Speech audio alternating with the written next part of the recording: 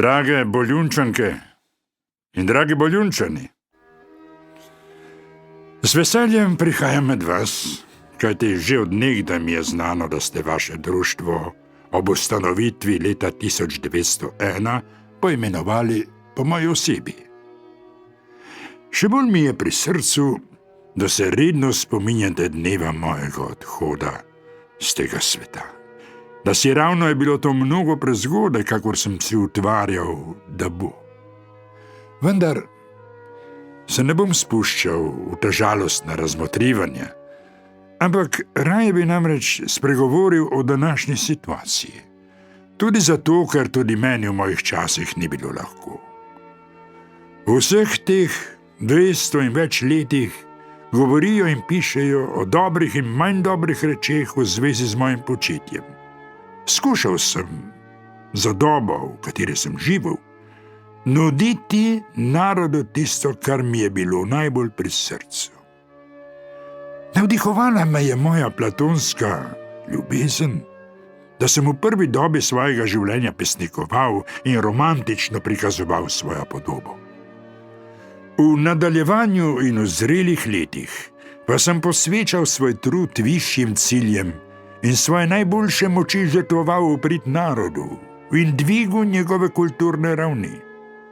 Ker pa sem bil, tako kar se tiče prvih kot druge, poniževan, prezrt in nepriznan, sem žal svojo duševno stisko vse globlje utapljal v kozarcu vina.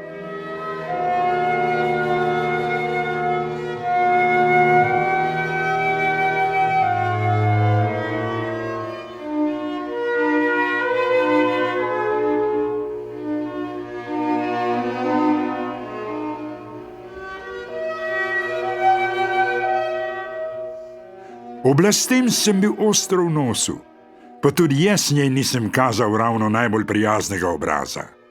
Kot razumnik, za kakršnega sem se vse skozi imel, sem uporabljal kot orožje poezijo, s katero sem bičal tedanje domače in tuje nečimernosti, nenačelnost, podrepništvo in nemškutarsko podložnost. A pustimo preteklost.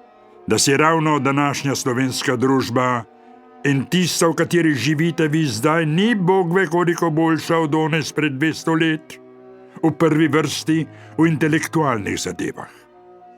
Ne bi rad izpadel kot pridigar, da ne bi kdo mislil, da se kosam s svojim blagim predhodnikom, ki sliši na ime Janez Svetokriški. Toda premočno me tišči. In ne morem se vzdržati, da vam ne navržem nekaj osebnih misli.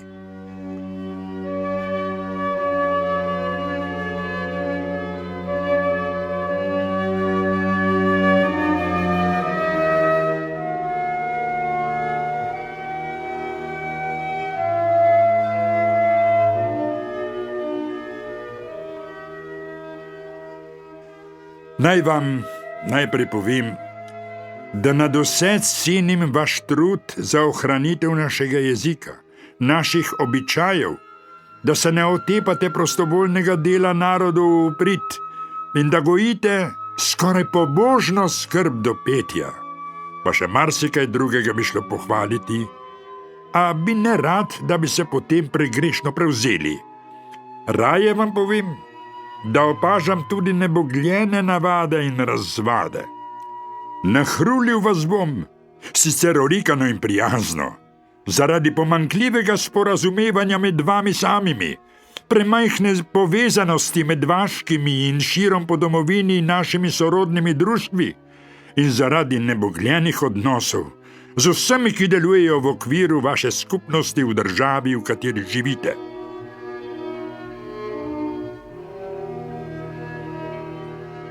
Skratka, ustvariti se mora večja povezanost in trdnejše sodelovanje, ki naj nas vodi v trdnejšo in treznejšo bodočnost, kajti bojim se, da bo brez teh osnov naš jezik tako opešal, da ga bomo kaj zlahka kmalu prišteli med mrtve jezike.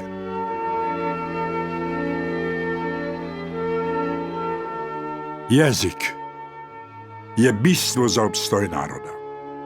Ohranite ga, čuvajte ga, ljubite ga, uporabljajte ga, čeprav ni vedno literarno na višku oziroma biserno čist in skrbno pološčen.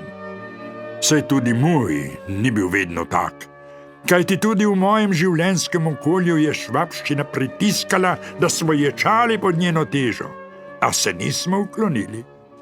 Vsi smo družno podstavili pleča in ga zdaj sopihajoč, zdaj preklinjajoč nepopustljivo podpirali pesniki, pisatelji, učenjaki, trdni kmetje in bistri izobraženci. Vsi smo ga vneto čistili in bogatili.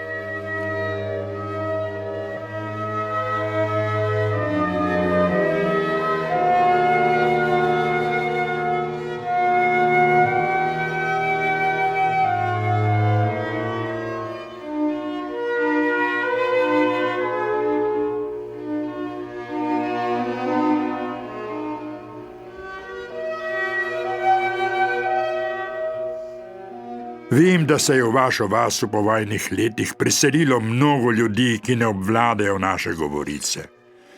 Dobro bi bilo, da se tem ljudem približate, jim potrkate na srce, jih povabite k sodelovanju v domača društva, jih poučite, kdo smo in odkot prihajamo, da smo stoletja na tem ozemlju, ki so ga naši predniki oblikovali, gojili in obvarovali, da je ostalo takšno, kot se nam kaže danes. A jih povabite ter jim omogočite, da se naučijo jezika okolja. Seveda se bodo nekateri trebili in se bodo vašega povabila otresali. Ne bodo pa se mogli v nedogled izmikati vaši prizadevnosti in vztrajnosti. Prepričan sem, da s prijazno in uglajeno kretnjo, dan na dan, lahko ustvarimo boljšo družbo.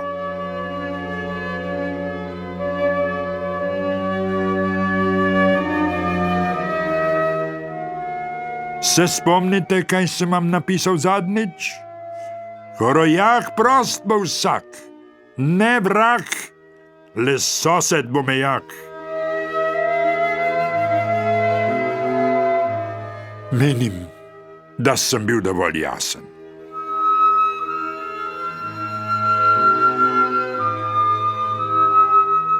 Srčno vas pozdravlja, vaš France.